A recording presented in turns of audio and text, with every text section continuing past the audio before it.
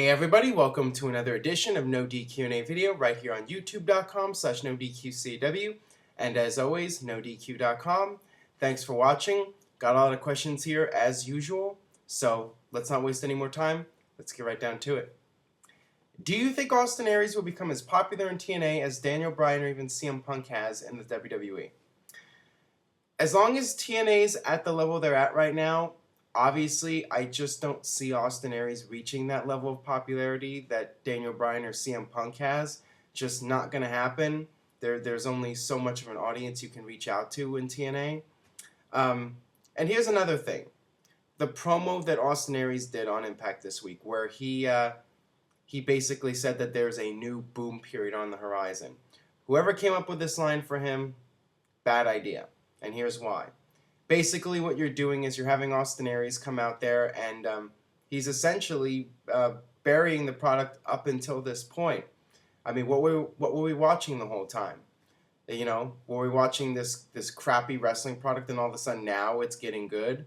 If it was me, I wouldn't have done that. I don't think that was a good idea to have him say that. And if you're gonna have a boom period, it's something that's going to just happen. It's not something that you're going to go out there and tell the audience that, hey, we got a boom period coming, this is a new era. I don't like when they do that. I think it's better that you don't mention something like that on television. But that's just my opinion.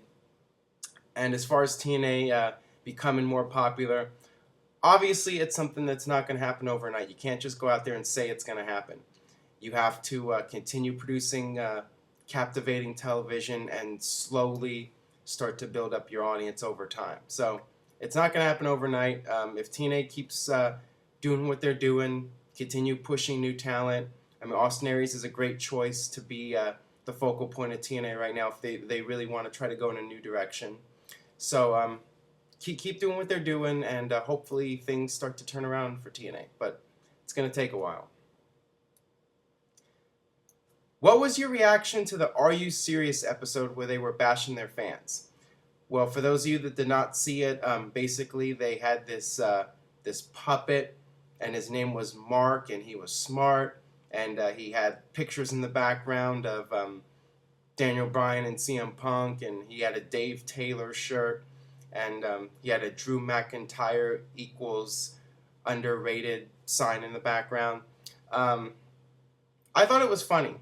I thought that it was a good representation of the most diehard of diehard WWE fans, and a lot of them watch Are You Serious? I mean, Are You Serious gets what, 70,000 hits, so that represents a lot of the hardcore wrestling fans, and they're the ones, you know, WWE's making fun of these fans that like to criticize how the company is run. Now, let's face it, whether you like WWE or not, the fact is, they're still a profitable company. So if you're going to give them feedback or criticism, you need to do something, you need to tell them something that is going to help their business. When you just tell them, Cena sucks and you need to get rid of John Cena or turn him heel or whatever, WWE knows what they're doing. If they're making money with John Cena as a babyface, they're going to keep doing it. And if you don't like it, you don't watch the product, bottom line. So that's what that whole thing's about, and I thought it was funny because it's not making fun of all the fans. It's making fun of those fans that just like to complain for the sake of complaining or to draw attention to themselves. And, you know, I enjoyed it. Let's see here. Hey, Aaron, glad to hear the wedding went well. Thank you for that.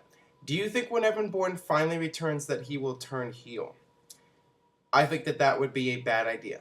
Evan Bourne is one of those guys like Rey Mysterio that plays a great underdog character. He's he's a small guy. He does a lot of high-flying, flashy moves, and he's the kind of guy that, you know, going way back, I mean, like guys like Ricky Morton from the Rock and Roll Express. I mean, these guys, they're small, so naturally you wanna cheer for them as an underdog, and they're great at taking punishment and selling from the heel, and you want to see them make their comeback. Guys like Evan Bourne are good at this stuff. So, and he's also not really that strong on the mic. So, if you want to be an effective heel, you got to be able to to talk and get the people to turn against you. And when you're a heel, you can't really do all the flashy moves because people are going to cheer you. So Evan Bourne just doesn't really fit the mold of a heel character. He's best off being the baby face that he's been. It just depends on the person, but in Evan Bourne's case, he's good, I think, sticking in a babyface role. And that question was from Domboy96. This one is from RHYS. I'm not even going to try to pronounce your name. I'm sorry. But thank you for the question. Hey, Aaron, do you think that had the stupid incident not happened, then Kofi would still be a main event player at this point? I thought, at the time, I thought he looked awesome in the ring and on the mic. The thing about Kofi Kingston and a lot of guys is that WWE likes to push a guy and then they quickly give up on him. Like a month or two goes by, the guy's not getting the kind of reaction WWE's hoping for, so they give up on him. I don't think that they were going to continue pushing Kofi regardless of what happened with Orton. And obviously there was that incident, and perhaps that played a little bit of a role, but I still think that WWE had pretty much given up on Kofi by that point regardless. This is from Machismos. I think that's how you pronounce it. These are some very interesting usernames here. Greetings, Aaron from Palestine. Do you think Shane McMahon will ever come back to the WWE again? And what is he doing right now? From what I've heard, he's working with this company that is working in China, and basically what they're trying to do is expand video on demand and pay-per-view events in China. So that's what Shane McMahon's doing right now. And as far as coming back to WWE, anything's possible. I mean, he is a McMahon, so I think it's inevitable at some point he'll make another appearance. Will he be back in a behind-the-scenes role or running the company?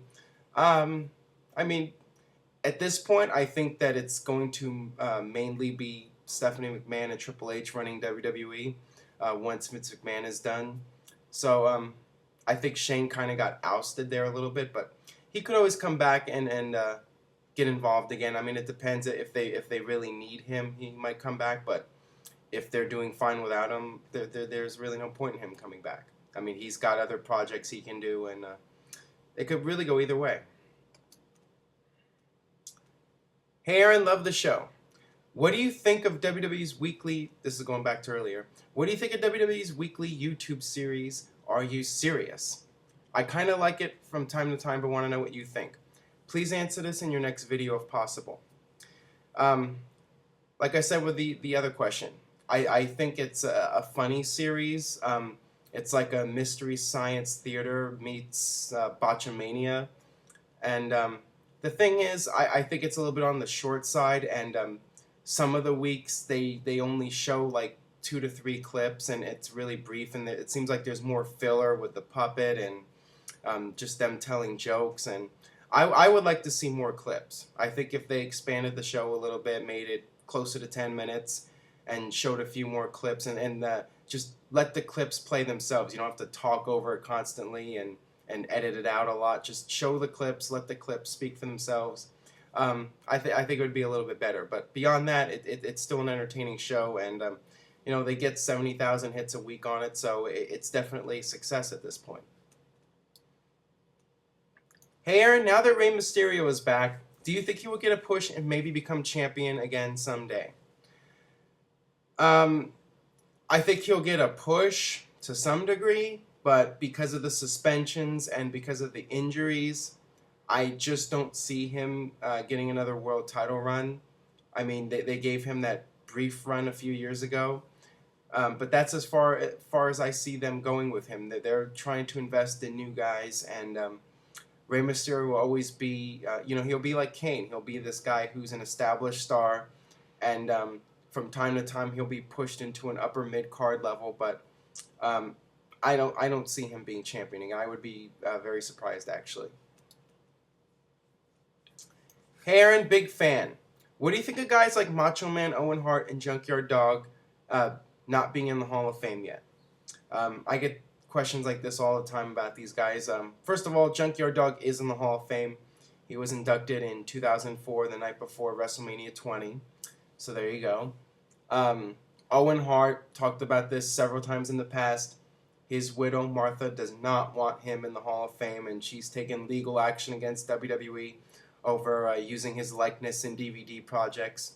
So until she eases up on that, he's probably not going to be in the Hall of Fame. And as far as Randy Savage goes, that is one of life's greatest mysteries. We still don't know to this day exactly what happened between Vince McMahon and Macho Man. There was some sort of falling out, some sort of personal issue between those two, because Vince has always said that he does what's right for business, and obviously putting Macho Man in there is good for business. The fact that it hasn't happened, something terrible had to happen between those two, and perhaps we'll never know. Perhaps Randy Savage took it to his grave, and unless Vince McMahon speaks out about it, I don't think we'll ever know. And it's unfortunate, but that's the truth. Alright, that'll wrap it up for this edition of No DQ&A video. I'd like to thank everyone once again for tuning in and watching the videos. Keep subscribing, keep spreading the word. The word of mouth really helps build up the audience. So tell a friend on Facebook, tell a friend on Twitter. I really do appreciate all the support from you guys. And stay tuned. I'll see you next time.